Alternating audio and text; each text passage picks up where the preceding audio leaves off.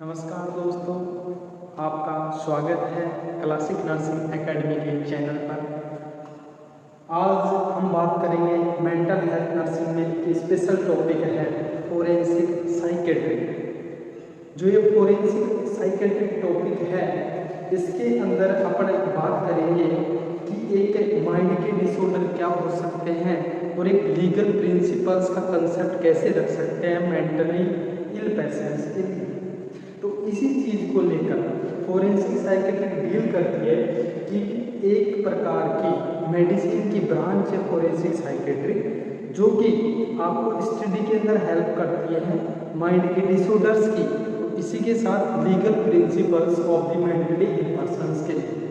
अब इस कंसेप्ट के अंदर क्या रखा गया है कि जो मेंटली इल पर्सन्स है उनके लिए कुछ लॉज बनाए गए हैं, कुछ कानूनी कार्रवाई बनाई गई है, उसी के साथ कुछ कोड ऑफ एथिक्स है, प्रोफेशनल कंडक्ट है। उन चीज़ों को अपन ने इस चीज़ के अंदर रखा है। तो फोरेंसिक साइकेट्री के बारे में अभी मैंने जो बताया वही चीज़ यहाँ पे मेंशन है कि फोरेंसिक जो साइकेट्रिक है ये एक प्रकार का ब्रांच है, इसका ब्रांच ऑफ मेडिसिन, जो कि डील करेगा, इसकी डील करेगा कि जो आपका क्या है, deals with the disorders of mind and legal principles of the mentally ill patients के कंसेप्ट को लेकर। अब इसको लेकर काफ़ी सारे laws and related to rules and regulations follow up किए गए हैं, जिसके अंदर अपन देखेंगे कि आपके सामने आपके क्राइम एंड साइकेट्रिक डिसऑर्डर्स की डीलिंग है, सिविल रेस्पॉन्सिबिलिटीज़ की डीलिंग की गई है। इसी के साथ इसके अंदर अपन relationship of the criminal conduct के बारे में देखेंगे, सिविल रेस्पॉन्सिबिलिटीज के साथ मेंटल इल पर्सन्स को कनेक्ट करेंगे। इसी के साथ अपन laws related to psychiatric disorder देखेंगे। इसी के साथ एडमिनिस्ट्रेशन प्रोसीजर और डिस्चार्ज प्रोसीजर देखेंगे। सिविल राइट्स क्या हो सकते हैं पेशेंट्स के, वो चीज़ देखेंगे। और इसी के साथ साइकेट्रिक एंड कोर्ट के बारे में कुछ बातें हैं वो अपन इसके अंदर डील करेंगे। अब अपन सबसे पहले डील करना चाहेंगे कि जो फर्स्ट वन टॉपिक अपना क्राइम एंड साइकेट्रिक डिसऑर्डर्स क्या है, क्राइम एंड साइकेट्रिक डिसऑर्डर्स। अब इस क्राइम एंड साइकेट्रिक डिसऑर्डर के अंदर क्या है कि कुछ क्राइम ऐसे किए जा सकते हैं मेंटली इल पेशेंट्स के द्वारा, जिसके अंदर आपका क्या हो सकता है कि इन पेशेंट्स के लिए आप पहले ही क्या हो सकते हैं, सतर्क रह सकते हैं। आपके लिए ऐसे पेशेंट्स वार्निंग का काम कर रहे हैं कि ये पेशेंट्स जिस क्राइम के अंदर हैं, जिस डिजीज से सफ़र कर रहे हैं, तो ये कौन से क्राइम कर सकते हैं ये तो आपको पता नहीं है, लेकिन आपको ये जरूर पता हो जाएगा कि इस प्रकार के जो पेशेंट्स हैं जिनके अंदर ये डिजीज अपने को देखने को मिल रही है या ये डिसऑर्डर मेंटली इल पेशेंट्स के हैं, तो उन डिसऑर्डर्स वाले पेशेंट्स के लिए आप पहले से अवेयर हो सकते हैं कि ये कहीं ना कहीं क्राइम कनेक्ट कर सकते हैं। अब इस क्राइम के बीच में कई प्रकार के क्राइम्स के बीच में इन्होंने डिसऑर्डर्स को डिफाइन किया है अकॉर्डिंग टू साइकेट्रिक डिसऑर्डर्स। अब इस साइकेट्रिक डिसऑर्डर्स के अंदर कुछ स्पेशल डिसऑर्डर्स रखे गए हैं, जैसे कि किसी को सीवियर टाइप का हेलुसिनेशन है, किसी को सीवियर टाइप का डिल्यूजनल डिसऑर्डर है, या फिर किसी को एंटी सोशल पर्सनालिटी डिसऑर्डर है, या फिर किसी को major psychiatric disorder as a schizophrenia disorder है। तो ऐसे डिसऑर्डर वाले पेशेंट्स के लिए अपन पहले से क्या हो सकते हैं, अवेयर हो सकते हैं कि ऐसे पेशेंट्स कहीं ना कहीं क्या कर सकते हैं, बहुत ज़्यादा क्राइम करवा सकते हैं। तो इन पेशेंट्स को जो अपन ने फर्स्ट में पढ़ाया क्राइम एंड साइकेट्रिक डिसऑर्डर्स, तो इसके अंदर ये डिफाइन किया गया है कि ये कुछ साइकेट्रिक डिसऑर्डर रखे गए हैं, जैसे कि मेजर हेलुसिनेशंस है, मेजर डिल्यूजनल डिसऑर्डर्स हैं, इसी के साथ स्किज़ोफ्रेनिया वाले डिसऑर्डर्स हैं, एंटी सोशल पर्सनालिटी डिसऑर्डर वाले डिसऑर्डर्स वाले पेशेंट्स हैं।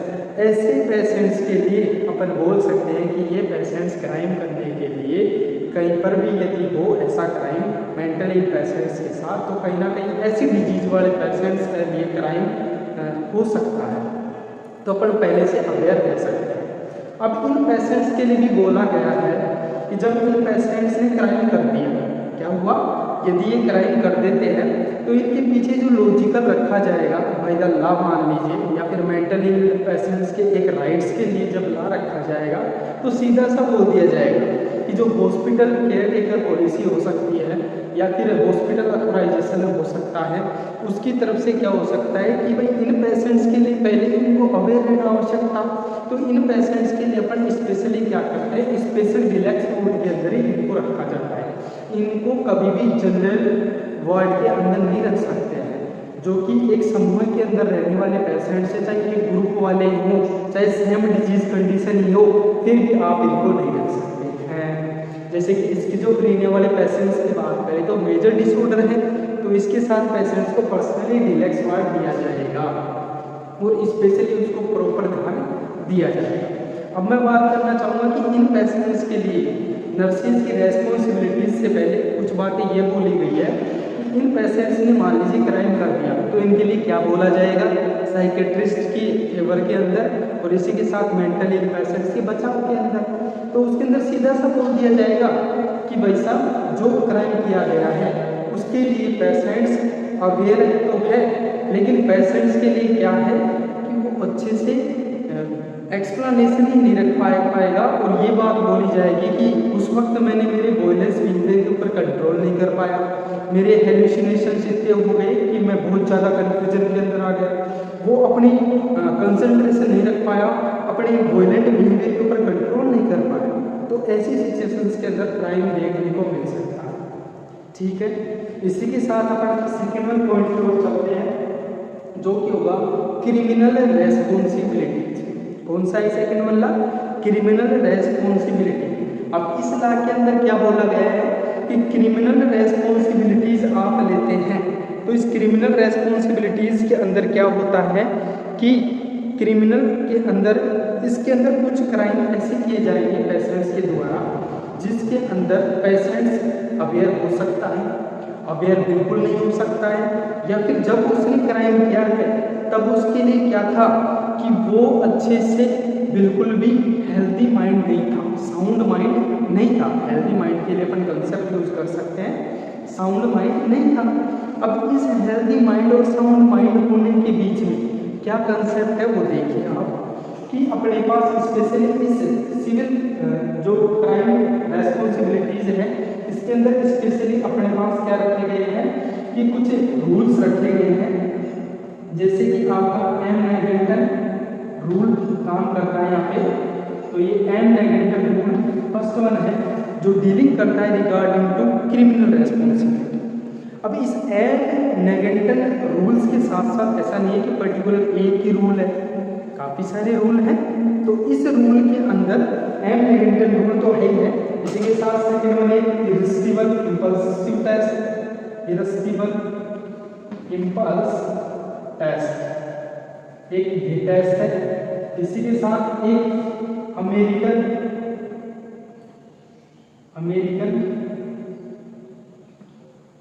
लॉ इंस्टीट्यूट है, ये स्पेशली 3 कंडक्ट इसके अंदर रखे गए हैं। तो इस अमेरिकन लॉ इंस्टीट्यूट के अंदर और इसके अंदर क्या रखा गया है कि इन तीनों के बारे में जब अपन बात करते हैं क्रिमिनल रेस्पॉन्सिबिलिटी के रिगार्डिंग, तो इसके अंदर ये बताया गया है कि एम नेगेंटन रूल किसके पक्ष में आता है। ये एक प्रकार का एक्ट है जो कि आईपीसी के अकॉर्डिंग चलते हैं। इसके अकॉर्डिंग, आईपीसी के अकॉर्डिंग, इंडियन पेनल कोड के अकॉर्डिंग। अब इंडियन पेनल कोड के अकॉर्डिंग ये जो 3 रूल मैं बता रहा हूँ, एम नेगेंटन रूल, इरिस्टिबल इंपल्स टेस्ट और इसी के साथ अमेरिकन लॉ इंस्टीट्यूट। ओके, अब इस बीच में क्या है कि जो आपका एम नेगेंटन रूल है, इस एम नेगेंटन रूल ने क्या डीलिंग की है इस एक्ट के अंदर कि जब कोई पेशेंट क्राइम किया है तब वो बिल्कुल भी अवेयर नहीं था उस सिचुएशन को लेकर। क्या बताया गया है कि इस कंडीशन के अंदर जब मेंटली इल पेशेंट ने क्राइम किया है तब वो बिल्कुल भी अवेयर नहीं था उस चीज़ को लेकर। अब इस बचाव के अंदर पेशेंट्स का पूरा प्रोटेक्शन हो सकता है कि पेशेंट ने जब क्राइम किया तब वो उस चीज़ के बारे में बिल्कुल भी अवेयर नहीं था। जब उसने क्राइम किया है तो उसको बिल्कुल भी अवेयरनेस नहीं थी कि मैं जो कर रहा हूँ एक प्रकार का क्राइम है और इसे वायलेंस के जरिए हुआ हो या जैसे भी हुआ हो, लेकिन वो बिल्कुल भी अवेयर नहीं था। इसी के साथ सेकेंड में आता है इरिस्टिबल इंपल्स टेस्ट। इरिस्टिबल इंपल्स टेस्ट क्या बोलता है कि इस टेस्ट के अंदर कि ये भी एक प्रकार का रूल है। तो ये क्या बता रहा है कि इसके अंदर जब पेशेंट ने क्राइम किया है, क्या किया है, जब पेशेंट ने क्राइम किया है तो वो अवेयर था कि मैं जो कर रहा हूँ वो एक प्रकार का क्राइम है, लेकिन कंडीशन क्या है कि पेशेंट ने अपने बचाव के अंदर क्या बोला है कि वो बिल्कुल अवेयर था उस वक्त, लेकिन वो अपने वॉयलेंस बिहेवियर के ऊपर बिल्कुल भी क्या नहीं कर पाया, कंट्रोल नहीं कर पाया। तो इस वॉयलेंस बिहेवियर के ऊपर कंट्रोल नहीं कर पाया तो उसकी वजह से क्या हो सकता है, एक प्रकार की साइकेट्रिक इमरजेंसीज के अंदर भी अपन पढ़ते हैं वॉयलेंट बिहेवियर को। जब भी कोई साइकेट्रिक पेशेंट वॉयलेंट बिहेवियर के अंदर आता है तो कहीं ना कहीं अपने आप को या फिर दूसरे पेशेंट्स को या अदर फैमिली कंटेक्ट को या कोई भी पर्सन को क्या कर सकता है, वो हानि पहुंचा सकता है। तो इसमें ये बोल सकते हैं अपन कि इरिस्टिबल इम्पल्स टेस्ट के अंदर जब पेशेंट ने क्राइम किया है तब वो पेशेंट बिल्कुल अवेयर था कि मैं जो कर रहा हूँ क्राइम है, लेकिन उसको अपने जो कंट्रोल है सेल्फ बिहेवियर के ऊपर बिल्कुल भी कंट्रोल नहीं कर पाया और वॉयलेंट बिहेवियर के अंदर उससे क्राइम हुआ है। ये पक्ष कहीं ना कहीं ये रखता है। इसी के साथ थर्ड वन की बात करते हैं, अमेरिकन लॉ इंस्टीट्यूट। क्या है, American law institute. American law institute क्या बोलता है कि अमेरिकन लॉ इंस्टीट्यूट कहीं ना कहीं इन दोनों का मिक्सचर है। क्या है, इन दोनों का मिक्सचर है, क्योंकि अमेरिकन लॉ इंस्टीट्यूट क्या होता है कि जब किसी पेशेंट ने क्राइम किया है तो उस वक्त वो पेशेंट सफ़र कर रहा था कहीं ना कहीं किससे, मेजर साइकेट्रिक इलनेस से या फिर कुछ साइकेट्रिक प्रॉब्लम्स के चलते या ऐसे अफेक्टिव डिसऑर्डर्स थे उसके जिसकी वजह से वो अपने वॉयलेंट बिहेवियर के ऊपर कंट्रोल कर नहीं कर पाया। इसी के साथ वो किसी चीज़ के ऊपर कंसंट्रेट नहीं कर पाया, मेमोराइज नहीं कर पाया, सोच समझ नहीं पाया, अंडरस्टैंडिंग कैपेबिलिटी उसकी सही नहीं थी। ये बातें अपने इस अमेरिकन लॉ इंस्टीट्यूट के लिए रखते हैं। तो कहीं ना कहीं अमेरिकन लॉ इंस्टीट्यूट इन दोनों का मिक्सचर है। अमेरिकन लॉ इंस्टीट्यूट को फॉलो करेंगे तो आप कहीं ना कहीं डिसऑर्डर के अंदर जाएंगे और उस डिसऑर्डर के अंदर जाएंगे फिर उसके अंदर भी आपको डिवाइडेशन करना पड़ेगा कि कहीं ना कहीं या तो ये एम नेगेटिव रूल के अंदर में है या फिर ये कहीं ना कहीं किसके अंदर है, इरिस्टिबल इम्पल्स टेस्ट के अंदर। ओके, देखिए next one upon first one crime and psychiatric disorders के बारे में डील किए, सेकंड वन क्रिमिनल रेस्पॉन्सिबिलिटीज के बारे में डील की, थर्ड वन में अपन बात करेंगे सिविल रेस्पॉन्सिबिलिटीज के रिगार्ड। अब सिविल रेस्पॉन्सिबिलिटीज के अंदर क्या है, देखिए कि सिविल रेस्पॉन्सिबिलिटीज के रिगार्डिंग ये है कि अपने एक पर्टिकुलर सिविल मैनर में रहकर कि पेशेंट्स के लिए सिविल प्रोटेक्शन क्या हो सकता है। अब इसको लेकर स्पेशली अपन कंडक्ट करते हैं 4 इसके अंदर रूल्स एंड रेगुलेशंस रखे गए हैं, जिसके अंदर फर्स्ट वन है management of property. Management of property. Second one क्या आता है कि testamentary capacity. Next one marriage और फोर्थ वन आता है आपके साथ राइट टू विल। ओके, अब इसके साथ क्या होता है कि आप फर्स्ट वन की डीलिंग करते हैं अपन मैनेजमेंट ऑफ प्रॉपर्टी। अब जो सिविल रेस्पॉन्सिबिलिटीज है उसके अंदर फर्स्ट वन आता है management of property. Okay, management of property के रिगार्डिंग क्या है, देखिए ये अपन पढ़ रहे हैं सिविल रेस्पॉन्सिबिलिटीज के अंदर। अब जो मैनेजमेंट ऑफ प्रॉपर्टी है उसके लिए क्या बोला गया है कि जो एक साइकेट्रिक पेशेंट है उसको पूरा हक है कि वो अपनी प्रॉपर्टी को मैनेज कर सकता है जैसा वो चाहे वैसा। ठीक है, अब इसके लिए क्या होता है कि इसके ऊपर डिपेंड करता है कि पेशेंट्स की जो डिसऑर्डर्स कंडीशन है वो कैसी है। उसके अंदर mental status examination, mini mental status examination, ये सभी टेस्ट कंडक्ट किए जाते हैं। इसी के साथ मेंटल हेल्दी पर्सन्स के साइन तो उसके अंदर प्रेजेंट हो या न हो, इन मेंटल इलनेस कितनी तेजी पर है इस चीज़ को देखना है, किस एंगल पे जा चुका है मेंटल इलनेस का डिसऑर्डर, कि उनके अंदर ये कैपेबिलिटी भी है या नहीं है, ये चीज़ें अपने को देखनी है। तो मैनेजमेंट ऑफ प्रॉपर्टी को लेकर क्या बोला गया है कि जो मैनेजमेंट ऑफ प्रॉपर्टी का पेशेंट है अपने पास, तो कोई मेंटल इल पेशेंट्स अपनी प्रॉपर्टी का मैनेजमेंट करना चाहता है तो उस पेशेंट के लिए आपको उसकी प्रॉपर्टी के रिगार्डिंग सभी चीज़ें देखनी है। उसके बाद में आपको पेशेंट को एनालिसिस करना है, कुछ चीज़ें उसके अंदर अपने को देखनी है उसके बाद में अपन बोल सकते हैं कि इस टाइप का पर्सन क्या कर सकता है, अपनी प्रॉपर्टी को मैनेज कर सकता है। अब इसके अंदर स्पेशली रखा गया है कि उस पर्सन को ओरिएंटेशन, कंसंट्रेशन और मेमोरी तीनों व्यस्त होने आवश्यक हैं। अर्थात फ्री कंडक्ट ऑफ एग्जामिनेशन तो स्पेशली है कि उस पर्सन के लिए ओरिएंटेशन का होना आवश्यक है। इसी के साथ first one orientation, second one उस पेशेंट का कंसंट्रेशन होना चाहिए और थर्ड वन उसकी मेमोरी अच्छी होनी चाहिए। अच्छी का मतलब क्या है, उसको याददाश्त अच्छा होना चाहिए। ऐसा नहीं कि मेमोरी बहुत अच्छी हो, ऐसी बात नहीं है, ओनली फॉर याददाश्त के लिए मेमोरी वर्ड का यूज किया गया है। अब आपको पता है जो पर्सन अपनी मैनेजमेंट ऑफ प्रॉपर्टी कर रहा है, अपनी प्रॉपर्टी को मैनेज कर रहा है, तो उस पर्सन के लिए ओरिएंटेशन होना तो बहुत ही मस्त है। आप भी सोचिए, टाइम पहले इस पर्सन और अवेयर ऑफ द आसपास के अराउंडिंग एनवायरनमेंट से होना बहुत आवश्यक है। अब उस आवश्यकता के दौरान आप ओरिएंटेशन कंडक्ट करेंगे, पेशेंट की कंसंट्रेशन देखेंगे, इसी के साथ उसकी मेमोरी भी थोड़ा बहुत चेकआउट करेंगे। अगर ये तीनों वेल डिफाइंड हैं तो आप कहीं ना कहीं पेशेंट के लिए मैनेजमेंट ऑफ प्रॉपर्टी करवा सकते हैं। और कई इस तक जब तक क्या होता है कि मैनेजमेंट ऑफ दी कोर्ट के द्वारा भी पेशेंट जो होता है उस पेशेंट्स के प्रोटेक्शन के लिए, उसकी प्रॉपर्टी को मैनेज करने के लिए बाय द जो हाई कोर्ट है या कोर्ट है, उसके अंदर जो जस्टिस हो रहा है, उस जस्टिस के दौरान जो अपने साहब होंगे वो भी क्या करेंगे, उस चीज़ को उनके लिए एक पर्सनल मैनेजर रखा जाएगा प्रॉपर्टी के लिए। ये भी एक अपना लॉ के अंदर आता है। इसी के साथ अपन इस चीज़ को देखेंगे कि आपका जो प्रॉपर्टी का मैनेजमेंट है ऐसे पेशेंट्स के लिए कर सकते हैं। स्पेशली आपको ध्यान रखना है इसके अंदर किस चीज़ का, कि अपन उस पेशेंट्स के लिए ओरिएंटेशन, उसका कंसंट्रेशन और उसकी मेमोरी, ये चीज़ अपन को देखनी है। ठीक है, नेक्स्ट वन सेकंड आता है आपके पास मैरिज। क्या आता है? मैरिज। अब मैरिज की कंसेप्ट को लेकर क्या बात है कि जो हिंदू मैरिज एक्ट है, ठीक है, उसके अकॉर्डिंग अपन इस चीज़ के बारे में डिस्कस करते हैं कि एक मेंटली इल जो पेशेंट है वो एट दैट प्रेजेंट जब उसकी मैरिज हुई तब वो क्या था? मेंटली इल था। क्या था? मेंटली इल था। और उस वक्त उसकी शादी हो गई। ओके, अब उस शादी के दौरान क्या है कि कुछ दिनों के बाद 1 ईयर गुजरा, 2 ईयर गुजरा, 3 ईयर गुजरा।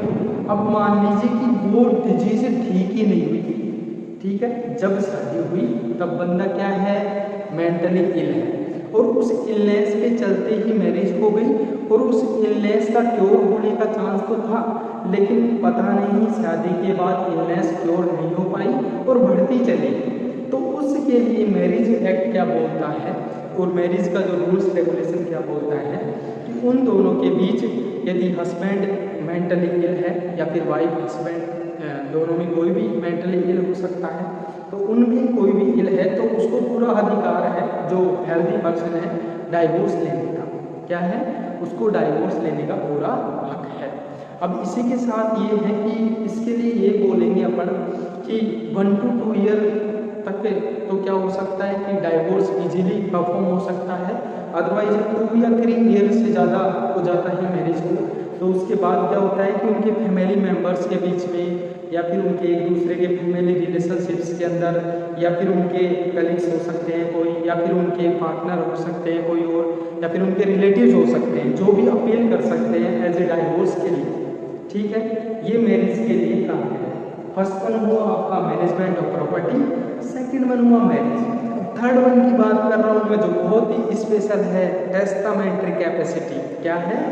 Testamentary capacity. और टेस्टामेंट्री कैपेसिटी बहुत ही इम्पोर्टेंट है, कहीं ना कहीं इससे 1-2 बार जरूर पूछा जाता है कि टेस्टामेंट्री कैपेसिटी क्या है। और इस टेस्टामेंट्री कैपेसिटी के अंदर अपन बात करेंगे, टेस्टामेंट्री का मतलब है वसीयतनामा। क्या है? वसीयतनामा, जो कि आपने काफ़ी टाइम सुना होगा मूवीज़ के अंदर, वेब सीरीज़ के अंदर, वसीयतनामा, वसीयत लिखी जा रही है, ये है वो है। तो वही चीज़ है टेस्टामेंट्री कैपेसिटी कि एक मेंटली पेशेंट अपनी वसीयत लिख के जा सकता है, कोई दिक्कत वाली बात नहीं है, ये भी हक उसको मिला हुआ है। अब इस टेस्टिमेंट्री के अंदर जो वसीयत लिखता है उसके लिए अपन टर्म यूज करते हैं टेस्टर, TESTATOR, टेस्टर। ठीक है, जो टेस्टर है वो वसीयत करने वाला है और जो टेस्टामेंट्री है वो क्या है, वसीयतनामा कैपेसिटी। अब इस वसीयतनामा के रिगार्डिंग भी कुछ बातें रखी गई हैं कि जब कोई बंदा, जैसे कि प्रॉपर्टी वाला कंसेप्ट देखा, वैसे ही किसका कंसेप्ट है, वसीयतनामे का, अर्थात टेस्टामेंट्री का। अब इस टेस्टामेंट्री के अंदर क्या है कि जो मेंटली इल है वो अपनी जो जायदाद है उसके रिगार्डिंग इसी के साथ अपनी वसीयत को किसी के भी नाम करके जा सकता है, अपने फैमिली मेम्बर्स के साथ, या फिर उसके कोई फैमिली मेम्बर भी नहीं है तो अपने रिलेटिव्स के नाम, या फिर रिलेटिव्स भी कोई कुछ खास नहीं है तो फ्रेंड के नाम, या फिर किसी ट्रस्ट को नाम, जैसा वो चाहे वैसा लिख सकता है। अब इसके अंदर क्या होता है, कई टाइम साइकेट्रिक इलनेस बहुत ज़्यादा भी हो सकती है, तो कुछ केसेज में ऐसा भी देखा गया है, आपने भी देखा होगा मूवीज़ के अंदर, कि हॉस्पिटल्स के द्वारा जो पेशेंट्स, जैसे कोर्ट के द्वारा एडमिशन हुआ है, अपन पढ़ेंगे एडमिशन का जो प्रोसेस होता है वो कई तरीके से हो सकता है, वॉलेंट्री, इनवॉलेंट्री, अदर सर्कमस्टांसेस। तो जो स्पेशली अपने इनवॉलेंट्री के तरीके हैं उनके अंदर क्या हो सकता है कि जैसे कोर्ट के अंदर अपील की गई है बाय द पुलिस के द्वारा गया पेशेंट, तो कोर्ट उस चीज़ के लिए क्या करता है कि ऐसे पेशेंट्स का जो वसीयतनामा होता है, कहीं ना कई बार ऐसा होता है कि सडनली उनकी डेथ हो गई, या फिर एक प्रोसीजरल डेथ हुई है, या फिर ट्रीटमेंट के दौरान चलते रहते हैं और उनके यदि कोई भी रिलेटिव्स नहीं है, फैमिली कलीग्स नहीं है, तो उस कंडीशन में जो कोर्ट होता है वो कहीं ना कहीं मेंटल असाइलम्स हैं, अपने हॉस्पिटल्स हैं, उनको ही प्रॉपर्टी सौंप दी जाती है। तो इस टेस्टामेंट्री कैपेसिटी के लिए भी ये कहा गया है कि कहीं ना कहीं कुछ साइन ऐसे हैं जो मेंटली इन पेशेंट्स के पास होना बहुत आवश्यक है। जैसा कि अपने प्रॉपर्टी में देखा कि ओरिएंटेशन है, कंसंट्रेशन है, मेमोरी है, वैसे अपने को यहाँ पे पेशेंट्स के लिए कुछ साउंड माइंड बॉडी की तरह और साउंड माइंड हेल्दी की तरह कुछ कंसेप्ट होने आवश्यक हैं कि उसके अंदर डिसीजन लेने की कैपेबिलिटी है, पहली कंडीशन। इसी के साथ हर एक सिचुएशन को अंडरस्टैंडिंग में रख सकता है, अर्थात सोच समझ सकता है, ये चीज़ भी आवश्यक है, तभी तो वसीयतनामा होगा। इसी के साथ वो सभी के लिए नॉन और अननोन पर्सनैलिटी के बारे में स्पेशली जानकार होना चाहिए, अर्थात वो जिसके नाम लिखी जा रही है वसीयत उसके बारे में अच्छे से पता होना, उसके बारे में सब कुछ पता है उसको, जैसे कि उसका जो नॉन फंक्शनिंग है उसको पता है, पर्सनैलिटी के बारे में पता है, वो पर्सन कैसा है, मतलब अपने को उसकी प्रीवियस हिस्ट्री भी देखनी होगी और पेशेंट का उतना डिसीजन देखना होगा कि वो जो डिसीजन ले रहा है उस डिसीजन के अंदर वो कितना कॉन्फिडेंशियल है, वो कितना कॉन्फिडेंस के अंदर है, ये चीज़ भी तो देखनी है, तभी तो अपन कंफर्म करेंगे हाँ ये पेशेंट क्या है कि अपनी प्रॉपर्टी का मैनेजमेंट कर सकता है, मैरिज के रिगार्डिंग बात रख सकता है, राइट टू वोट के रिगार्डिंग बात रख सकता है, टेस्टामेंट्री कैपेसिटी को लेकर बात रख सकता है, तब जाके आप बोल सकते हैं कि टेस्टामेंट्री कैपेसिटी भी हो सकती है। इसी के साथ टेस्टामेंट्री कैपेसिटी वसीयतनामे के बाद अपन बात करते हैं right to vote. Right to vote के लिए क्या कंसेप्ट रखा गया है, जो अपन बात कर रहे हैं सिविल रेस्पॉन्सिबिलिटीज़ के अंदर, आपके क्राइम के अंदर, तो राइट टू वोट का जो कंसेप्ट है वो भी बहुत ही इम्पोर्टेंट है, राइट टू वोट। अब इसके अंदर स्पेशली एक बात रखी गई है कि राइट टू वोट के अंदर क्या है कि आपको वोट देने का अधिकार है या नहीं है, आपको तो है ही है। मैं बात कर रहा हूँ मेंटली इल पेशेंट की कि मेंटली इल पेशेंट्स वोट दें या नहीं। तो वोट के रिगार्डिंग एक कंसेप्ट है कि सबसे पहली बात कि कभी भी मेंटली इल पेशेंट वोट से पहले मैं बात करना चाहूँगा इलेक्शन की, कि इलेक्शन में पार्टिसिपेशन नहीं कर सकता है एज ए कैंडिडेट, अर्थात वो चुनाव नहीं लड़ सकता है। पहली बात मैं बोल रहा हूँ कि कभी भी मेंटली इल पेशेंट्स इलेक्शन में नहीं खड़ा हो सकता है, चुनाव नहीं लड़ सकता है। इसी के साथ सेकेंड वन कंसेप्ट की बात करता हूँ मैं कि जो मेंटली इल पेशेंट्स हैं वो प्रचार प्रसार भी नहीं कर सकते हैं, अर्थात as advertisement of the voting कभी भी नहीं कर सकते हैं मेंटली इल पेशेंट्स। कोई मेंटली इल पेशेंट्स है वो भी यदि अपने दिमाग में विचारधारा बना लिया, किसी नेता ने उसको बोल दिया और वो प्रचार करने लग जाए, ऐसा नहीं होगा। यदि वो भी प्रचार करता है तो उसको भी दंडित किया जा सकता है। तो कभी भी याद रखिएगा कि जो मेंटली इल पेशेंट्स हैं वो क्या नहीं कर सकते हैं, इलेक्शन कभी भी नहीं लड़ सकते हैं, और इसी के साथ वो ना ही किसी प्रकार का एडवर्टाइजमेंट कर सकते हैं किसी भी पार्टी को लेकर या किसी भी वोटिंग कंपनी को लेकर। एज ए जो भी आपकी सरकार बनती है उसके रिगार्डिंग वो कभी भी ऐसा नहीं करते हैं। अब इस कंसेप्ट के अंदर अपन ने सिविल रेस्पॉन्सिबिलिटीज़ के अंदर बात की तो स्पेशली अपने पास 4 कंसेप्ट निकल कर आए। फर्स्ट वन जो आया अपना क्या था, management of property. Second one क्या था, मैरिज के रिगार्डिंग कंसेप्ट। थर्ड वन क्या आया अपने पास कि टेस्टामेंटरी कैपेसिटी, जो वसीयतनामे की बात है। उसके बाद में बात आई राइट टू वोट। तो अपन ने अभी तक फोरेंसिक साइकेट्री के अंदर जो कि एक प्रकार की ब्रांच है मेडिसिन की और वो डील करती है डिसऑर्डर्स ऑफ माइंड एंड इसी के साथ principles of legally mentally patients के रिगार्डिंग, जिसके अंदर अपन ने 7 रूल्स स्पेशली इसके अंदर रखे गए हैं। क्योंकि फर्स्ट वन है क्राइम एंड साइकेट्रिक डिसऑर्डर, अपन ने डील कर लिया है। उसके बाद सेकंड वन क्रिमिनल रेस्पॉन्सिबिलिटी, जिसके अंदर 3 सब टॉपिक्स डील किए अपन ने। फर्स्ट वन था एम लेगेंटर रूल, सेकंड वन था irresistible impulse test, third one था आपका अमेरिकन लॉ इंस्टीट्यूट। ओके, अब इसके अंदर क्या है कि आपको पहले बताया एम लेगेंटर रूल है।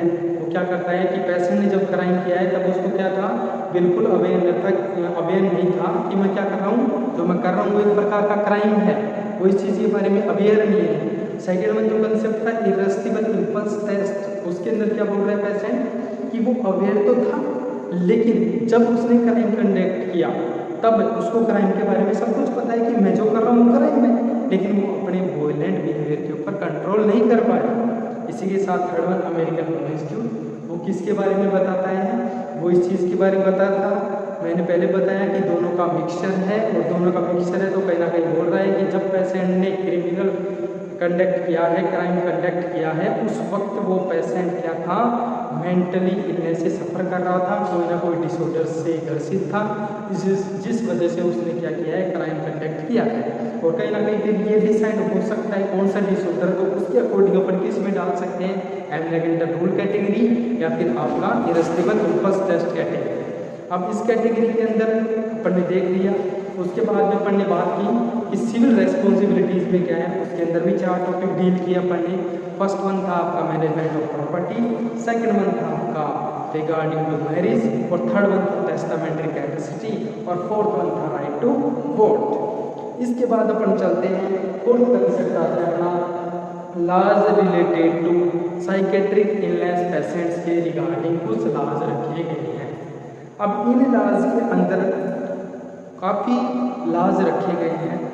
इन लॉज के अंदर रिगार्डिंग टू मेंटल हेल्थ के जो अपन पढ़ते हैं, नेशनल मेंटल हेल्थ एक्ट हुआ, ठीक है, इसी के regarding national mental health act के रिगार्डिंग क्रिमिनल कंडक्ट के रिगार्डिंग है। इसी के साथ आपके सुसाइड एंड इंडियन लॉज रखे गए हैं। इसी के साथ मेंटल बेसिस रिलेटेड लेजिस्लेशन रखे गए हैं, और इसके regarding narcotics, drugs and psychotropic substances act रखे गए हैं। ऐसे कुछ एक्ट रखे गए हैं। तो इनके अंदर जैसे सुसाइडल वाला कंसेप्ट है, लीगल लेजिस्लेशन वाला कंसेप्ट है, इसी के साथ आपके नारकोटिक्स ड्रग सब्सटेंस एक्ट है, तो उनके रिगार्डिंग इस चीज़ के अंदर रखा गया है जो आपका laws related to psychiatric disorders है। अब इसके अंदर जो स्पेशली ध्यान देने योग्य है और बहुत ही ज़्यादा इंपॉर्टेंस रखने वाली चीज़ है वो नारकोटिक्स वाली बात है। Narcotics psycho active substances abuse disorder है, जो कि NDPCA के नाम से अपन उसको परफॉर्म करते हैं। और ये एक्ट कहीं ना कहीं ये चीज़ बताता है कि जो भी आपके कोकेन है, कोकेन का अब्यूज़ हुआ, ओपियम हुआ, ठीक है, तो जिनको अपन गांजा स्पेशली इनका जो चल रहा है मार्केट के अंदर एब्यूज चल रहा है, उस चीज़ के रिगार्डिंग भी एक एक्ट बनाया गया है जिसको अपन NDPCA के नाम से जानते हैं, narcotics drugs psycho active substances act के नाम से। तो इसके अंदर क्या होता है, इसको अपन डील करते हैं NDPCA से, NDPCA narcotics drugs psycho active substance abuse या एक्ट के नाम से अपन इसको जानते हैं। अब इसके अंदर ये डीलिंग की गई है कि जो एक बच्चा है वो कभी भी नारकोटिक्स वगैरह ये जो भी तंबाकू प्रोडक्ट्स हैं, टोबैको वगैरह उनसे रिलेटेड ये चीज़ें नहीं सेल कर सकता है। इसी के साथ यदि कोई ऐसा पाया जाता है तो उसको कारावास भी दिया जाएगा और इसी के साथ उसको जेल का कारावास देने के साथ साथ कई कुछ ना कुछ फाइन भी दिया जा सकता है। जैसे कि नॉर्मली काफ़ी चीज़ों के लिए अलग अलग इनके लिए फिक्स भी किया गया है अमाउंट कि इतना कुछ पाया जाता है तो उनको ये हो सकता है। जैसे कोकेन का कर रखा है 50 ग्राम है या फिर गांजे का 50 ग्राम है, इससे ज़्यादा किसी के पास पाया जा रहा है 5 ग्राम से ज़्यादा भी, स्पेशली गांजे का जो कि नॉर्मली अवेलेबल हो जाता है अपने विलेजेस के अंदर भी और सिटीज़ के अंदर भी सबसे ज़्यादा होता है। तो उसके लिए भी कि कितना क्या अमाउंट किसी के पास मिल सकता है, क्योंकि नॉर्मली ये कहीं ना कहीं ड्रग्स की यूज में हो तो किसी के पास ऐसा थोड़ी ना है। तो उसके लिए अपन क्या करते हैं कि एक अमाउंट फिक्स किया गया है अकॉर्डिंग टू दिस एक्ट और अपन इससे के बारे में ये चीज़ डील करेंगे और फिर उसको ये कर सकते हैं कि उसके लिए पनिशमेंट रहेगा, प्रिजनमेंट रहेगा, जिसको प्रिजनमेंट को बोलते हैं अपन, कि उसको कारावास रह सकता है और एक फाइन भी लग सकता है या फिर ओनली फाइन लगे या फिर ओनली कारावास मिले या फिर दोनों चीज़ भी हो सकती है। वो डिपेंड करेगा कि कैसा क्या रहेगा उसका जो एब्यूज़ है उसके ऊपर। इसी के साथ अपन बात करते हैं इन लॉज के बारे में, administration procedure and patients in psychiatric disorder. अब देखिए एडमिशन प्रोसीजर की बात जो रखी गई है तो मैं बात करता हूँ कि मेंटल हेल्थ एक्ट है उसके रिगार्डिंग कि मेंटल हेल्थ एक्ट के अंदर स्पेशली अपन ने 10 चैप्टर्स पढ़े, सभी ने पढ़े हैं। अब उन 10 चैप्टर्स के अंदर जो 4th चैप्टर है वो डीलिंग करता है स्पेशली किसकी, एडमिशन प्रोसीजर। किसकी करता है, एडमिशन प्रोसीजर। इसके अंदर अपन बात कर रहे हैं कि चैप्टर जो 4th है according to Indian mental health act, कौन सा, इंडियन मेंटल हेल्थ एक्ट, इसके अकॉर्डिंग अपन चैप्टर 4th के अंदर डील करते हैं किसकी, एडमिशन प्रोसीजर। अब एडमिशन प्रोसीजर को लेकर क्या रखा है ये चीज़ देखिएगा कि एडमिशन जब भी अपन साइकियाट्रिक पेशेंट का करवाते हैं तो नॉर्मली जो आपका जनरल हॉस्पिटल्स हैं उनकी तरह नहीं है कि अपन पेशेंट को ले जाएं या फिर पेशेंट जाए और जाके एडमिशन लें, है तो ऐसा ही कुछ, लेकिन कुछ बेस्ट कंसेप्ट इसके अंदर रखे गए हैं। जैसे कि इसके अंदर स्पेशली 3 क्राइटेरिया फिक्स करें गए, वॉलंटरी बेसिस, इनवॉलंटरी बेसिस और स्पेशल सर्कमस्टांसेस। ठीक है, अब वॉलंटरी का कोई सब टाइप नहीं है कि वॉलंटरी क्या है, सब इच्छा से, कि मैं मेरी इच्छा से जा रहा हूँ, इस चीज़ के लिए ये चीज़ रखी गई है। अब इसे वॉलंटरी कंसेप्ट के अंदर है जो पेशेंट खुद एडमिट हुआ है। और एक चीज़ और बता दूँ आपको कि वॉलंटरी जब पेशेंट्स का एडमिशन हुआ है तो उसका जो इन्फॉर्म्ड कंसेंट है, क्या है, इन्फॉर्म्ड कंसेंट। आपको बता देता हूँ कंसेंट हमेशा 2 होते हैं, informed consent and substitute consent.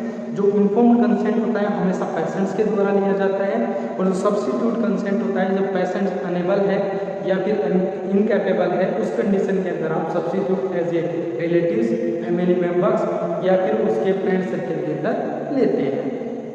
तो उसके रिगार्डिंग में बता रहा हूँ कि जब वॉलंटरी बेसिस हमेशा होता है तो पेशेंट को इन्फॉर्म्ड कंसेंट लेना बहुत आवश्यक है। यदि आप कोई प्रोसीजर कंडक्ट कर रहे हैं, फॉर एग्जाम्पल आप ECT दे रहे हैं, फॉर एग्जाम्पल नंबर पंक्चर करने की आवश्यकता पड़ गई, फॉर एग्जाम्पल न्यूरोसर्जरी करने की जरूरत पड़ गई जिसको अपन साइको सर्जरी भी बोलते हैं।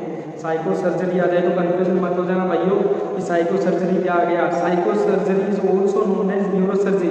अभी मान लीजिए किसी के न्यूरो ट्रांसमीटर के अंदर अल्टरेशन है, एज ए लाइक डोपामिन भी है और वैसा बेसल गैंग्लिया जहाँ फाइंड होता है वहीं पे क्या हो जाए, कोई ना कोई इंजर्ड हो जाए तो वहाँ पे आपको सर्जरी करने की आवश्यकता पड़ जाए तो उसको अपन neuro surgery as well as non as अपन क्या बोल सकते हैं उसको, साइको सर्जरी भी बोल सकते हैं। तो साइको सर्जरी को लेकर कंफ्यूज नहीं होना है। इसी के साथ यदि नंबर पंक्चर कंडक्ट कर रहे हैं या इलेक्ट्रोएन्सेफेलोग्राफी कर रहे हैं तो ऐसे वॉलंटरी प्रोसीजर्स ऐसे हैं जिसके अंदर आपको इन्फॉर्म्ड कंसेंट ही लेना है। और इन्फॉर्म्ड कंसेंट लेने का काम कौन करेगा, ओनली फॉर डॉक्टर, नर्स नहीं बोलना है, ओनली फॉर डॉक्टर। जो इन्फॉर्म्ड कंसेंट का काम है वो only for doctor he specially perform करेगा। ठीक है, इसी के साथ अपन ने देखा कि एडमिशन प्रोसीजर के अंदर स्पेशली 3 टाइप आई, वॉलंटरी, इनवॉलंटरी और स्पेशल सर्कमस्टांसेस। अब इनके सब टाइप्स और रख सकते हैं अपन, वॉलंटरी का कोई सब टाइप नहीं है कि पेशेंट मान लीजिए कि राह चलते यदि किसी ऑन द वे पर भी पत्थर भगाने लग गया तो उस कंडीशन के अंदर उसने पुलिस ने डिटेंशन किया तो पुलिस डिटेंशन में रखकर उसको क्या करेगी, उसको जेल में ले जाएगी और उसके ऊपर कार्रवाई की जाएगी। 2 मेडिकल ऑफिसर उसको एप्लीकेट करेंगे और कहीं ना कहीं उसको कोर्ट में पेश किया जाएगा विदिन 24 आवर्स और फिर उसको बाय द कोर्ट एडमिशन मिल जाएगा साइकेट्रिक हॉस्पिटल में। इसी के अलावा बाय द मजिस्ट्रेट आपने एप्लीकेशन लिखी और घर वालों ने एप्लीकेशन लिखी और एप्लीकेशन के दौरान मजिस्ट्रेट ने मेडिकल ऑफिसर को रिपोर्ट सौंपी और 2 मेडिकल ऑफिसर्स का पूरा साइन करेंगे क्योंकि स्पेशली उसके अंदर स्पेशलिटी रखते हैं मेंटली हेल्थ के अंदर और फिर वो उस चीज़ को कंडक्ट करेंगे और वो अपना सर्टिफिकेट देंगे, हाँ रियली में मेंटली पेशेंट है तो उसका admission by the court admission हो जाएगा हॉस्पिटल के अंदर। ऐसा कंसेप्ट अपन इसके अंदर देखते हैं। इसी के साथ नेक्स्ट वन आता है civil rights of mentally ill persons. क्या है? Civil rights of mentally ill patient. जो पेशेंट्स के राइट्स हैं वो कंसेप्ट कहीं ना कहीं मेंटल हेल्थ के साथ ही अपन रख देते हैं। उस मेंटल हेल्थ के कंसेप्ट के अंदर अपने चैप्टर के अंदर अपन ने पढ़ा है कि जो चैप्टर नंबर 8 में कौन सा है? Chapter number 8 Indian mental health act जो कि 1987 के अंदर कंडक्ट हुआ। उसके अंदर क्या है कि जो 10 चैप्टर्स रखे गए हैं उसके अंदर जो 8 नंबर का चैप्टर कहीं ना कहीं डील करता है कि इससे मेंटली इल पेशेंट्स के क्या क्या राइट्स हैं, तो वहाँ पे अपन उसके राइट्स पढ़ते हैं। इसी के साथ अपन बात कर सकते हैं लास्ट में साइकेट्रिक्स एंड कोर्ट्स की। किसकी? साइकेट्रिक्स एंड कोर्ट्स की। तो साइकेट्रिक एंड कोर्ट्स की स्पेशल बात बता रहा हूँ आपको कि साइकेट्रिक्स एंड कोर्ट के बारे में ये बताया गया है कि मेंटल हेल्थ नर्सिंग के अंदर आज जो स्पेशलिटी ली है मेंटल हेल्थ कंसेप्ट के द्वारा और मेंटल हेल्थ नर्सिंग के अंदर और mental health medicine and bachelor degree के अंदर, तो उसके रिगार्डिंग आज साइकेट्रिस्ट के पास इतना नॉलेज है, वो इतनी उन्नति की है कि वो एक पर्सन को अच्छे से एनालाइज कर सकते हैं और अपना कंसेंट दे सकते हैं रिटर्न के अंदर कि ये पर्सन कहीं ना कहीं मेंटली इल है और ये पर्सन कहीं ना कहीं मेंटली हेल्दी है। अर्थात कहने का मतलब ये है साइकेट्रिक्स कंसेप्ट के अंदर ये बोला गया है कि आज नर्सिंग जगत के अंदर और मेडिकल जगत के अंदर अच्छे से साइकेट्रिस्ट ने और साइकेट्रिक नर्सेज ने दोनों ने इतनी अच्छी प्रोग्रेस की है कि कहीं ना कहीं अपन एक पर्सन को अच्छे से जज कर सकते हैं कि कौन मेंटली हेल्दी है और कौन मेंटली इल है। इसी के साथ एक कंसेप्ट और बताता हूँ आपको कि कहीं ना कहीं अपने जो लाज पढ़े उन लाज के अंदर एक लाज स्पेशल है कि जो सुसाइड्स के रिगार्डिंग है, तो एक सुसाइड ही एक ऐसा क्राइम है, मैं बोल रहा हूँ जिसके ऊपर ध्यान दीजिएगा, सुसाइड ही एक ऐसा क्राइम है यदि उसको पेशेंट करने में विफल हो जाए, क्या हो जाए? फेलियर हो जाए। यदि कोई पेशेंट क्या कर रहा है? सुसाइड कर रहा है, आत्महत्या करने का प्रयास कर रहा है और यदि वो असफल रहता है, फेलियर हो जाता है, तो उसके लिए उसको पनिशमेंट दिया जाता है। ये देखिए आप। इसी के साथ एक होता है यूस्थेनिया। यूस्थेनिया के अंदर क्या करते हैं अपन कि इच्छा मृत्यु का कंसेप्ट रहता है कि कुछ ऐसी इलनेसेस हैं जिसके अंदर पेशेंट्स अपनी डेली जो दैनिक दिनचर्या की क्रियाविधि है वो ही नहीं कर पाता है, डेली लिविंग एक्टिविटीज जिसको अपन बोलते हैं वो ही नहीं कर पा रहा है। तो ऐसे पेशेंट्स के लिए अपन क्या करते हैं कि ये कर देते हैं कि भाई ऐसे पेशेंट्स के लिए आप है ना जो मेंटली इल का कंसेप्ट है तो उस पेशेंट्स के लिए अपन अपील कर सकते हैं एज ए कोर्ट के अंदर यूस्थेनिया के लिए, जिसको अपन इच्छा मृत्यु के नाम से बोलते हैं। बहुत बहुत धन्यवाद दोस्तों, आपने हमारा वीडियो देखा और मैं चाहता हूं कि आप लाइक करें, शेयर करें और कमेंट डालें और अपना सजेशन रखें यदि आप कुछ बताना चाहें रिगार्डिंग टू चैनल। बहुत बहुत धन्यवाद। Thanks to